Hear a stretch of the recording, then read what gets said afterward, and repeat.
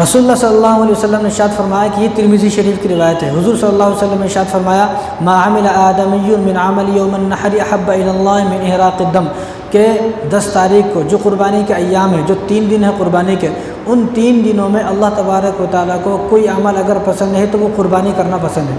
ان دنوں میں آدمی نمازی پڑھتا ہے، ان دنوں میں آدمی صدقہ بھی کرتا ہے، ان دنوں میں آدمی جو ہے کسی کی غریب کی مدد بھی کرتا ہے، ان دنوں میں آدمی قرآن بھی پڑھ سکتا ہے، تلاوت ذکر بہت کام کر سکتا ہے، لیکن ان سب کاموں سے بڑھ کر جو اللہ کو پسند ہے وہ کیا ہے؟ ما عمل آدمی من عمل یوم النحر احب الی اللہ من احراق الدم، وہ ہے جانور کو ذبح کرنا، وہ ہے قربانی کرنا، یہ اللہ کو سب سے زیادہ پسند ہے۔ اور رسول اللہ صلی اللہ علیہ وسلم نے ارشاد فرمایا، یہ بھی ترمذی شریف کی روایت ہے کہ قیامت کے دن وہ جانور، جس جانور کو تم نے ذبح کر دیا، جس جانور کی قربانی ہو گئی، جس جانور کو تم نے کھا لیا، قیامت کے دن وہ جانور اپنے پورے جسم کے ساتھ تمہارے پاس آئے گا۔ یعنی کھر ہے، کھر کو کون کھاتے؟ کھال ہے، کھال کو کون کھاتے؟ اس کے بدن پر جو کان ہے، کان کو کون کھاتے؟ اس کے جو سینگ ہے، سینگ کو کوئی بھی نہیں کھاتے۔ تو بہت ساری چیزیں ایسی ہیں جن کو کوئی بھی نہیں کھاتا ہے۔ تو حضور صلی اللہ علیہ وسلم ارشاد فرمایا کہ ان تمام چیزوں کو جوڑ کر اللہ تبارک و تعالیٰ ایسا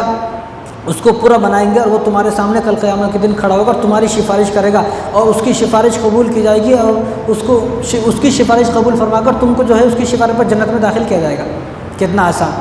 اور حضور صلی اللہ علیہ وسلم نے آگے فرمایا کہ اس کا خون زمین پر گرنے سے پہلے اللہ تعالیٰ اس کو قبول فرما لیتے ہیں۔ خون زمین پر گرا نہیں، لیکن گرنے سے پہلے۔ اب خون کہاں گرتا ہے؟ زمین پر۔ اور زمین کتنا دور ہے؟ جب جانور کو ذبح کر رہے ہیں تو ایسا نہیں 2-4 کلومیٹر اوپر لے جا کر یا میناروں پہ یا چھتوں پر ذبح کرتے ہیں، بلکہ زمین پر۔ زمین کتنی اوپر ہے؟ 1-2 انچ۔ 1-2 انچ زمین ہے، لیکن 1-2 انچ گرنے پر بھی اللہ تبارک و تعالیٰ خون زمین پر گرنے سے پہلے اللہ تعالیٰ بخشش فرما رہے ہیں۔ اور اس حدیث کے اندر رسول اللہ صلی اللہ علیہ وسلم نے 4 باتیں ارشاد فرمائی۔ پہلی بات یہ ہے کہ اللہ تبارک و تعالیٰ کو اس دن سب سے زیادہ پسند قربانی کرنا ہے۔ دوسری بات ارشاد فرمائی کہ پورے جسم کے ساتھ، پورے اپنے بدن، پورے اعضاء کے ساتھ قیامت کے دن تمہارے سامنے آئے گا، تمہاری سفارش کرے گا۔ اور تیسری بات ارشاد فرمائی کہ اس کا خون گرنے سے پہلے اللہ تعالیٰ سے اس کو قبول فرما لیتے ہیں اور تمہاری مغفرت ہو جاتی ہے۔ اور چوتھی بات جو رسول اللہ صلی اللہ علیہ وسلم ارشاد فرمائی وہ یہ ہے خوشی سے قربانی کرے، فطیبوا بہا نفسا، کہ آدمی خوشی سے، جس طرح آدمی اپنی شادی پر خوش ہو جاتا ہے، فانکحوا ما طاب لکم من النساء، یہی جملہ اللہ تعالیٰ نے قرآن کریم کے اندر اس جگہ فرمایا جہاں شادی کے واقعات، یعنی جس طرح آدمی اپنی شادی پر خوش ہو جاتا ہے، کتنا خوش ہوتا ہے، تو اسی طرح قربانی کرنے پر بھی آدمی خوش ہو جائے کہ اللہ نے مجھے اس قابل بنایا کہ میں بھی قربانی کر رہا ہوں، مجھے اس قابل، یہ سوچے آدمی مجھے اس قابل نہیں بنایا کہ میں بھی لوگوں سے مانگتا، میں بھی لوگوں کے گھروں پر جاتا اور میں بھی لوگوں یہ انتظار کرتا کوئی آئے گا مجھے دے گا، بلکہ ایسا نہیں، بلکہ مجھے اللہ نے ایسا بنایا کہ میں بھی قربانی کر رہا ہوں، تو میں کتنا خوش نصیب انسان ہوں، تو ایسا آدمی خوش ہو جائے۔ اور رسول اللہ صلی اللہ علیہ وسلم ارشاد فرمایا، یہ ابن ماجہ کی روایت ہے، حضور صلی اللہ علیہ وسلم ارشاد فرمایا قال بکل شعرۃ حسنہ، کہ جو جانور ہے اس جانور کے ہر بال کے بدلے میں آپ کو ایک نیکی ملے گی۔ آج تک کوئی دنیا میں کوئی مائی کا لال ایسا پیدا نہیں ہوا کہ جس نے اپنے بھی بال گنے ہوں، اپنے سر کے بال، اپنے داڑھی کے بال، جو 24 گھنٹے اپنے ساتھ ہیں، ان کو نہیں گن سکتا آدمی، تو جانور کے اوپر جو بال ہیں ان کو کیسے گن سکتا آدمی؟ پوری زندگی چاہے تو جانور کے بدن پر جو بال ہیں ان کو آدمی گن نہیں سکتا ہے، تو اپنی داڑھی کے بال، اپنے سر کے بال نہیں گن سکتا ہے، تو جانور کے بدن پر تو لاکھوں کے کروڑوں بال ہوتے ہیں، تو جتنی نیکیاں جانور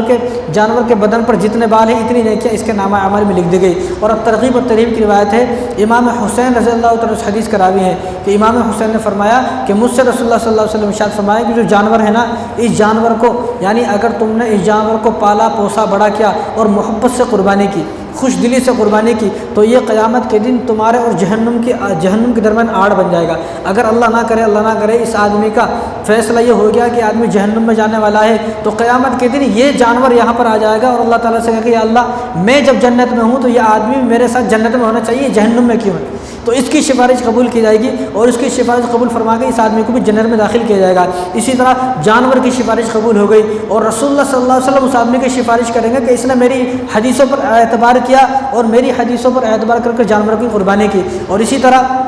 ابراہیم علیہ السلام سفارش کریں گے، یعنی ابراہیم علیہ السلام اس لیے سفارش کریں گے کہ اس نے میری سنت کو زندہ رکھا، اس نے میری سنت کو جو ہے زندہ کیا، اس نے میری طریقے کے مطابق قربانی کی، میرے عمل کو اس نے اپنا عمل بنایا، تو ابراہیم علیہ السلام بھی سفارش کریں گے، اللہ خوش ہوں گے، اللہ راضی ہوں گے۔ اور یہ شکرانہ ہے، قربانی ایک شکرانہ ہے، جس طرح آدمی عید کے دن فطرہ ادا کرتا ہے، رمضان میں زکوٰۃ ادا کرتا ہے، اسی طرح بقرعید کے دن بھی قربانی کر کر یہ اللہ تبارک و تعالیٰ کی طرف سے شکرانہ ہے۔ اور مصنف ابن ابی شیبہ کی روایت ہے، تو عائشہ رضی اللہ تعالیٰ اس حدیث کے راوی ہیں، رسول اللہ صلی اللہ علیہ وسلم نے ارشاد فرمایا کہ تمہارا جو جانور ہے، اس جانور کو جو تم نے کھلایا، اس جانور کو جو پلایا، وہ کھانا اور وہ جو اس نے پاخانہ کیا، پیشاب ہے پاخانہ، جو اس نے کھایا پیا پاخانہ کیا، وہ سب، اور اس کے جتنے بھی چیزیں ہیں، ان سب چیزوں کو قیامت کے دن تمہارا نامہ اعمال میں وزن کیا جائے گا، تولا جائے گا۔ یعنی کتنی بڑی بات ہے کہ جانور کے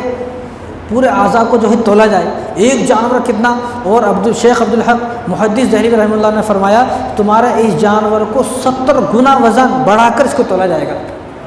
ایک جانور ہے پہلے 100 کلو کا، اب اس کو 70 کلو بڑھائیں تو کتنا، تو اتنا۔ حالانکہ نامہ اعمال کا جو ترازو ہے وہ ترازو تو ایسا ہے، اس پر تو ایک چھوٹا سا جملہ بھی رکھا جائے، لا الہ الا اللہ محمد رسول اللہ، تو بھی جھک جائے، اور یہاں پر 70 گنا اس کا وزن بڑھا کر اس کو جو ہے نامہ اعمال میں ترازو میں رکھا جائے گا، تو کتنا زیادہ وزنی ہوگا۔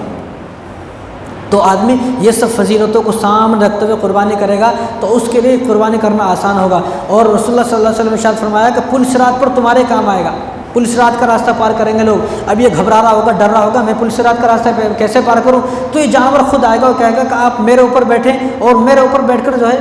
سواری کریں، سوار ہو جائیں۔ اب یہاں ایک مسئلہ یہ ہوتا ہے، ایک عجیب سا ایک مسئلہ اور عجیب سا ایک اشکال پیدا ہوتا ہے کہ بھائی ایک جانور 1 سال کرے تو بس ہے نا، اتنے سارے جانور کرنے کی کیا ضرورت ہے، کیونکہ وہ ہر سال کرنا ہے۔ تو اس کے کئی جواب ہے۔ ایک جواب یہ ہے کہ ہو سکتا ہے کہ کسی سال کا اللہ قبول نہ فرمائے، جس سال کا قبول ہوگا اسی سال کا جانور وہاں پر آ جائے گا۔ ایک دوسرا جواب یہ ہے کہ ہو سکتا ہے اللہ تعالیٰ ان تمام جانوروں کو ملا کر بڑا جانور بنا دے۔ اس دنیا میں جس آدمی کے پاس مہنگی گاڑی اس کی عزت ہوتی نہیں ہوتی،